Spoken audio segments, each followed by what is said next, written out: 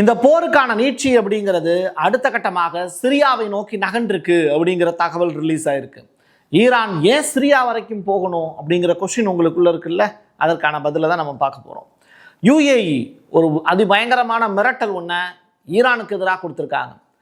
So பன்னாட்டு இராணுவ படையை அறிமுகம் பண்ணணும் அப்படின்னு ஒரு பெரிய விஷயத்த இப்போ அமெரிக்காவுக்கு அறிவுரையாக சொல்லியிருக்கு இந்த United Arab Emirates.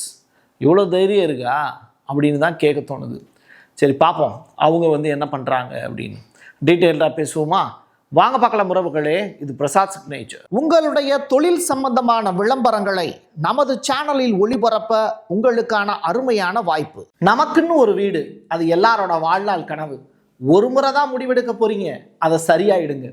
Creator constructions உங்களோட கனவு இல்லத்தை சூப்பர்வா டிசைன் பண்ணி அழகா கட்டித்தராங்க.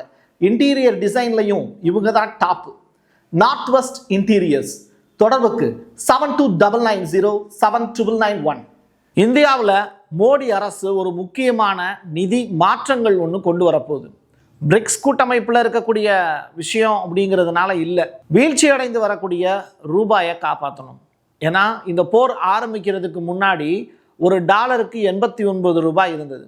இன்னைக்கு தேதிக்கு ஒரு டாலருடைய மதிப்பு 94 ரூபாயா மாறி இருக்கு. இந்த பிரச்சனையை சரி பண்றதுக்கு உள்ளூர் நாணயங்களிலேயே வளைகுடா நாடுகளுடான எண்ணெய் வர்த்தகத்தை மேற்கொள்வதற்கு முடிவு செய்யப்பட்டதாக இப்போ நம்முடைய சென்ட்ரல் கவர்மெண்ட் ஒரு அனௌன்ஸ்மெண்ட்டை கொடுத்துருக்காங்க. இந்த திட்டம் வெற்றி அடைந்தால் இந்தியாவினுடைய மொத்த எண்ணெய் இறக்குமதி இருக்குல்ல, அதுல 80% அமெரிக்க டாலரை பயன்படுத்தாமலேயே இந்தியா பணத்தை செலுத்திக்க முடியும் அப்படின்னு சொல்றாங்க. ஒவ்வொரு நாணய மாற்றத்துக்கும் ஒரு 2% கட்டணம் ஆகுது. எனவே இந்த நடவடிக்கையின் மூலியமா 5-6% வரைக்கும் நம்மளால சேர்த்து வைக்க முடியும் அப்படிங்கிற ஒரு ஸ்டேட்மெண்ட்டை இந்த இந்து அப்படிங்கிற பத்திரிக்கை கட்டுரையா வெளியிட்டிருக்காங்க. தெற்கு கலிபோர்னியா மிக முக்கியமான ஒரு இடம்.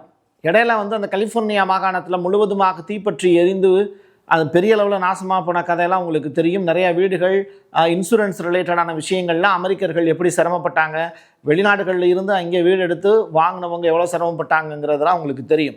இப்படிப்பட்ட சுச்சுவேஷனில் 44,000க்கும் மேற்பட்ட வீடுகள்லையும் வணிக நிறுவனங்கள்லையும் கரண்ட்டு கட் ஆயிடுச்சு. இது தொடர்பாக அமெரிக்க அரசு கண்டுக்கவே இல்லை அப்படின்னு இந்த கலிஃபோர்னியாவினுடைய மேயர் புகாரும் சொல்லியிருக்காங்க.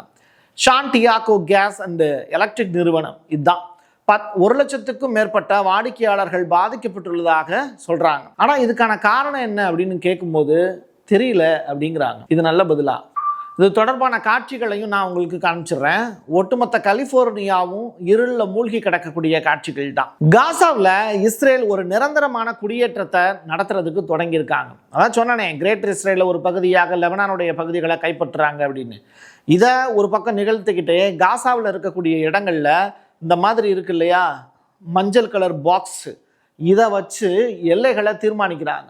காசாவில் இருக்கக்கூடிய மக்கள் இந்த பக்கத்தில் இருந்து, அவங்களோட லேண்டு தான், இந்த பக்கத்தில் இருந்து இந்த பக்கம் வந்தாங்க அப்படின்னா அவங்களை அடிக்கிறது, துன்புறுத்துறது உள்ளிட்ட விஷயங்களை பூரா செய்கிறாங்க. இஸ்ரேல் இந்த மஞ்சள் கோட்டை நிரந்தர இராணுவ மண்டலமாகவே மாற்றிட்டாங்க அப்படிங்கிறது தான் ரொம்ப ஷாக்கான நியூஸ். படைகளை திரும்ப பெறுவது தொடர்பாக, சீஸ்ஃபயர் தொடர்பாக அவங்க பொய் சொன்னாங்கிறது இதன் மூலியமா உறுதியாகுது. ஏற்கனவே யூத குடியேற்றங்களை பற்றி அவங்க பேச தொடங்கிட்டாங்க. எங்க?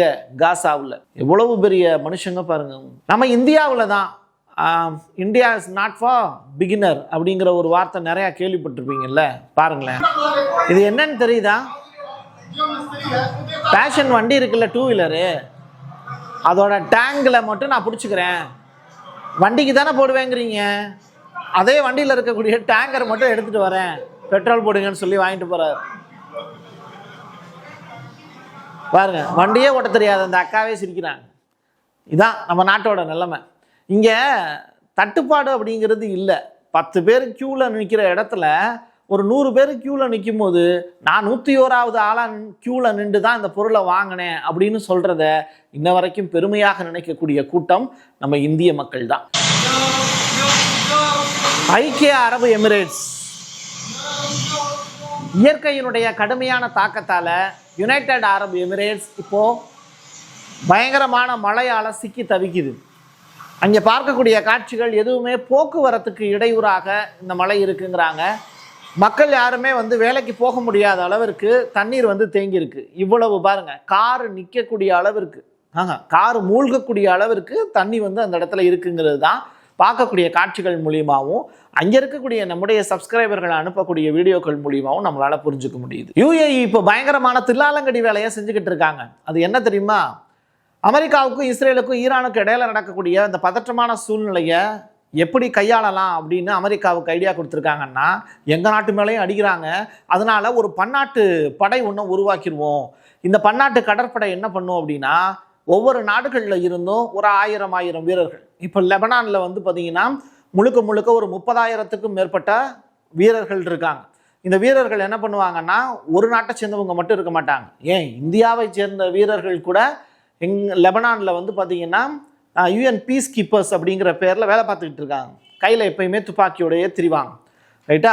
அப்படி ஒரு கடற்படையை உருவாக்குவோம் அப்படின்னு யுஏஇ இப்போ திட்டம் சொல்கிறாங்க. இந்த கடற்படையை அனுப்ப முன் வந்துள்ள முக்கியமான நாடுகளில் ஃபஸ்ட்டு இதாக வலியுறுத்தி இருக்கிறது, வரலாற்றில் எழுதிக்கோங்க, யுனைடெட் அரபு எமிரேட்ஸ். உலகளாவிய வர்த்தகம் மற்றும் எண்ணெய் வரத்து முற்றிலுமாக சீர்குலைந்து இருக்கக்கூடிய இப்படிப்பட்ட சூழ்நிலையில் யுஏஇனுடைய இந்த அனௌன்ஸ்மெண்ட் அப்படிங்கிறது ஒரு ஷாக்கான விஷயம்தான். ஆரம்பத்தில் இருந்தே ஜப்பான் அமெரிக்காவுக்கு ஆதரவான நடவடிக்கையில் தான் ஈடுபடுறாங்க. ஆனால் இப்போ வந்திருக்கக்கூடிய விஷயம் ரொம்ப ரொம்ப முக்கியமானது. இது ஜப்பான் மக்களுக்கு கொஞ்சம் மகிழ்ச்சிகரமான செய்தி தான். ஜப்பானில் 200 நாட்களுக்கு தேவையான எரிபொருள் தேவை ஃபுல்லாக இருக்குது, நீங்கள் பயப்பட வேண்டாம் அப்படிங்கிற ஸ்டேட்மெண்ட்டை கொடுத்துருக்காங்க. அதுக்கு தேவையான அளவிற்கான எண்ணெயை இருப்பலையும் வச்சுருக்கோம் அப்படிங்கிறத நாட்டு மக்களுக்கு நற்செய்தியாக அவங்க சொல்லிட்டு இருக்காங்க. ஹபீபி, இது என்னவோ நம்ம ஊரில் அனிருத் இசையமைக்கக்கூடிய பாட்டில் வரக்கூடிய வரிகள் அல்ல. இது வந்து ஈரானில் இருக்கக்கூடிய ஐஆர்ஜிசி படை இருக்குல்ல, அவங்க அந்த நாட்டினுடைய ஐஆர்ஐபி அப்படின்னு சொல்லிட்டு ஒரு ஊடகம் இருக்குல்ல, அவங்களுக்கு அனுப்பி இருக்கக்கூடிய செய்தி தான். சரி, அவங்க யாருக்கு இந்த செய்தியை அனுப்பிச்சிருக்காங்க அப்படின்னு சொல்லி செக் பண்ணி பார்த்தா, அமெரிக்க படைகளுக்கு தன்னுடைய நாட்டினுடைய அரசு ஊடகத்தில் இருந்து அவங்க அனுப்பி இருக்கக்கூடிய செய்தியில் இந்த வார்த்தை ஹைலைட் ஆகுது. தலைப்பே ஹபீபி அப்படின்னு தான் வச்சுருக்காங்க. அனைத்து அமெரிக்க வீரர்களுக்குமே நீங்கள் தரைவழி போர்க்கலையில் உண்மையான ஒரு வல்லுநர்களை சந்திக்க போகிறீங்க. அது யார் தெரியுமா? நாங்கள் தாங்கோ அப்படிங்கிறாங்க. யார்? ஈரானுடைய ஐஆர்ஜிசி படை. இந்த எச்சரிக்கை பற்றி உங்களோட கருத்து என்ன? ஈரான் இந்த அளவுக்கு தரைப்படையில் ஸ்ட்ராங்குன்னு நீங்கள் நினைக்கிறீங்களா? மிடில் ஈஸ்டில் இருக்கக்கூடிய மற்ற நாடுகள் எல்லாமே ஈரானுக்கு இரையாக மாறிடுச்சு. சிரியா மட்டும் என்ன விதிவிலக்கா? இப்போது அவங்களும் இந்த வட்டத்துக்குள்ளே வந்து மாட்டிக்கிறாங்க. டமாஸ்கஸுடைய இந்த 4 சீசன்ஸ் அண்டு ஷெரட்டன் ஹோட்டல்ஸ் இது எல்லாமே ரொம்ப ஃபெமிலியராக அங்கே இருக்கக்கூடிய ஹோட்டல்ஸ். இப்போது இஸ்ரேல் மற்றும் பிரிட்டிஷ் நிபுணர்கள் அந்த இடத்துல இருக்கிறதா ஈரான் வந்து இப்போ சொல்லியிருக்காங்க. அப்போது அவங்களனா தான் நாங்கள் அட்டாக் பண்ண போகிறோம். ஒன்று அவங்கள ஹோட்டலை விட்டு வெளியேற்றுங்க, இல்லை அப்படின்னா அந்த ஹோட்டலும் சேர்த்து நாங்கள் அட்டாக் பண்ணுவோம் அப்படிங்கிற அந்த எச்சரிக்கை இப்போ ஈரான் பக்கத்தில் இருந்து வருது. சிரியாவினுடைய தலைநகரான டமாஸ்கஸில் இருக்கக்கூடிய ஜனாதிபதி மாளிகையையும் நாங்கள் அட்டாக் பண்ணுவோம். ஏன்னா ஜனாதிபதி மாளிகையில் அல்சாராவோட இருக்கிறது அமெரிக்கா மற்றும் பிரிட்டிஷ் அதிகாரிகள். ஸோ இதில் அல்சாராவும் கொல்லப்படலாம் இல்லையா? அதுதான் நடக்க போகுது. கமாடிட்டி மார்க்கெட், இதை பற்றி நிறையா விஷயங்கள் நீங்கள் கேள்விப்பட்டிருக்கலாம். இப்போது இந்த நடக்கக்கூடிய போர் இருக்குல்ல, அது ஜூன் மாதம் வரைக்கும் நீடிச்சிச்சு அப்படின்னா கச்சா எண்ணெயோட ரேட்டு $200 தாண்டிடும் அப்படிங்கிற ஒரு அதி முக்கியமான செய்தியை சொல்கிறாங்க. இதைத்தானாங்க ஈரான் எதிர்பார்க்குறாங்க. அப்போ அதான நடக்க போகுது அப்படிங்கிற மாதிரி ப்ளூம்பர்க்கு இப்போ அறிக்கையாகவே சுட்டி காட்டுறாங்க. ஈரானுடான போரில் ஸ்டேட் ஆஃப் ஹார்மஸ் தொடச்சு மூடப்பட்டுகிட்டே இருந்துச்சுன்னா கச்சா எண்ணெயினுடைய விலை ஒரு பீப்பாய்க்கு $200 தாண்டிடும் அப்படின்னு மேக்வாரியே குரூப் அதை சேர்ந்த ஆய்வாளர்கள் இப்போ கட்டுரைகள் வெளியிடுறாங்க. இதுதான் பெரிய பிரச்சனை. அமெரிக்காவை எதிர்க்கிறதுக்காக புதிய அஸ்திரத்தை கையில் எடுத்திருக்காங்க ஈரான். கார்க் தீவு மீது அமெரிக்கா படையெடுத்தாங்கன்னா ஏமன் பக்கத்தில் இருக்கக்கூடிய பாப் அல் மண்டாப் அப்படிங்கிற அந்த நீரிணையையும் மூடிடுவோம். அப்படின்னா இப்போது உலகத்துக்கு தேவையான 30% எரிபொருள் ஸ்டேட் ஆஃப் ஹார்மஸ் வழியாக போகுதுன்னா அதையும் சேர்த்து க்ளோஸ் பண்ணால் டோட்டலாக 70 to 75% எங்கேயுமே கட் ஆகிடும் அப்படிங்கிறாங்க. ஸோ எண்ணெய் போக்குவரத்து உலகளாவிய அளவில் டோட்டலாக முடக்கப்பட்டுரும் அப்படிங்கிற எச்சரிக்கையையும் விடுக்கிறாங்க. இது நட்பு நாடுகளுக்கு மட்டுமல்ல, எல்லாத்துக்குமே க்ளோஸ் பண்ணிடுவோம் அப்படிங்கிற மிரட்டலையும் கொடுத்துருக்காங்க. தொடர்ச்சியாக இதை விளக்கக்கூடிய வகையில் இந்த இமேஜஸ் கிடச்சிருந்தது. இதில் யூஎஸ் எந்தெந்த யூஎஸ்னுடைய எந்தெந்த இடங்களெல்லாம் அவங்க அட்டாக் பண்ணி எலிமினேட் பண்ணியிருக்காங்க அப்படிங்கிற விவரங்களையும் வெளியிட்டிருக்காங்க. நம்ம பக்கத்து நாடான நேபாளத்தில் ஒரு பெரிய புரட்சி ஒன்று ஏற்பட்டுச்சு, ஜென்னிசட் போராட்டம், ரைட்டா? அப்படிப்பட்ட இடத்துல இருந்து ஒரு முக்கியமான செய்தி ஒன்று ரிலீஸ் ஆகிருக்கு. அதையும் நம்ம சொல்லி நிறைவு செய்ய வேண்டிய தேவை இருக்குது. 35 வயதான ரேப்பராக இருந்து அரசியல்வாதியாக, பாடகராக இருந்து அரசியல்வாதியாக, பொலிட்டீஷியனாக மாறி இருக்கக்கூடிய பாலேந்திர ஷா இவர் தான், மற்றும் அவருக்கு கீழே அமைச்சர்கள், இவங்க எல்லாருமே நாடாளுமன்ற தேர்தலில் பெரிய அளவிலான வெற்றியை ருசிச்சிருக்காங்க. ஜென்னிசெட்டினுடைய ஆதரவு இவங்களுக்கு கிடைச்சிருக்கு. நம்ம பக்கத்து நாடுகள்ல எல்லாம் இவ்வளவு பெரிய மாற்றங்கள் ஏற்படுது அப்படின்னா இந்தியாவிலையும் அப்படிப்பட்ட சூழல் வரக்கூடிய எலெக்ஷன்ல மாறும். ஆனால் அங்கெல்லாம் போராட்டங்கள் பண்ணி தான் அப்படிப்பட்ட ஆட்சி மாற்றம் நடந்திருக்கு. இங்கே ஜனநாயக அடிப்படையில் அப்படி ஒரு வாய்ப்பு இருக்கு அப்படின்னு எதிர்பார்க்கலாம். ஜென்னிசட் போராட்டத்தில் இந்த நேபாளத்தில் 77 பேர் உயிரிழந்தாங்க. முந்தைய அரசாங்கம் செப்டம்பர் மாதம் பதவி விலகுச்சு. அதற்கு பிறகு எலெக்ஷன் வச்சு இந்த பாலேந்திர ஷா இப்போ ஜெயிச்சிருக்காரு. கிளவுடி மால்குரெட், பிரெஞ்சு நாட்டினுடைய செனட்டர் ஒருத்தர், மிக முக்கியமான உலக செய்தி ஒன்றை கொடுத்துருக்காரு. அமெரிக்காவில் சில போதை மற்றும் மது அடிமைகள், யாரை சொல்கிறாருன்னு தெரியல, ஆட்சியாளர்களை சொல்கிறாரு, அதிகாரத்தை கைப்பற்றி வச்சிருக்காங்க. எப்போல்லாம் எப்ஸ்டீன் வழக்கு தொடர்பான செய்தி உலகத்திற்கு சொல்லணும் அப்படின்னு உலகம் நினைக்குதோ அப்பெல்லாம் இவங்கெல்லாம் முழிச்சுக்கிட்டு இன்னொரு நாட்டின் மீது போர் தொடுப்பாங்க.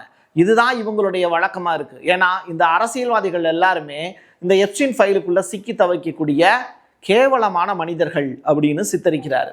அப்போ உலகளாவிய அளவில் இந்த எப்ஸ்டீன் அப்படிங்கிற இந்த கொடூர நிகழ்த்தி இருக்கக்கூடிய சம்பவங்களை பற்றி பேசுறதை விட்டுவிட்டு, இல்லை அது சம்பந்தமான நபர்களை தண்டிக்கிறத விட்டுவிட்டு ஈரான் அப்படிங்கிற அந்த நாட்டின் மீது போர் தொடுப்பது எந்த வகையில் நியாயம் அப்படிங்கிறத கொஞ்சம் யோசிச்சு பாருங்க.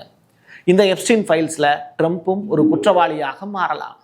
என் கையெழுத்து என் மக்களுக்கானது உறவுகளே. மீண்டும் ஒரு பதிவில் சந்திக்கலாம். நன்றி, வணக்கம். உங்களுடைய தொழில் சம்பந்தமான விளம்பரங்களை நமது சேனலில் ஒளிபரப்ப உங்களுக்கான அருமையான வாய்ப்பு. Prasad signature media broadcasting private limited. நீங்க நியூஸ் ரீடரா மாறணுமா, கண்டென்ட் கிரியேட்டரா உருவாகணுமா, சேட்டலைட் சேனல்ல ரிப்போர்ட்டரா வேலை பார்க்கணுமா, டாக்குமெண்ட்ரி மேக்கிங்ல இருந்து ஜேர்னலிசம் பற்றிய முழுமையான பயிற்சி பெற உங்களுக்கான அருமையான வாய்ப்பு. எங்களை தேடி வாங்க. ஆன்லைன் மற்றும் நேரடி பயிற்சி வகுப்புகளும் சர்டிபிகேட் கோர்ஸாவை கத்து தரும். மீடியா துறையில் 10 ஆண்டுகளுக்கு மேல அனுபவம் உள்ளவர்கள் பயிற்சி கொடுப்பார்கள். வாய்ஸ் ஓவர் தொடங்கி வாய்ஸ்லெஸ் பீப்புளுக்காக உங்களை சிறந்த ஜேர்னலிஸ்டா உருவாக்க வேண்டியது எங்களோட பொறுப்பு. ஸ்கூல்ஸ் அண்ட் காலேஜஸ்ல ஜூனியர் ஜேர்னலிஸ்ட்ங்கிற பேர்ல ஒர்க் ஷாப்பும் கண்டக்ட் பண்ணி கொடுக்கிறோம்.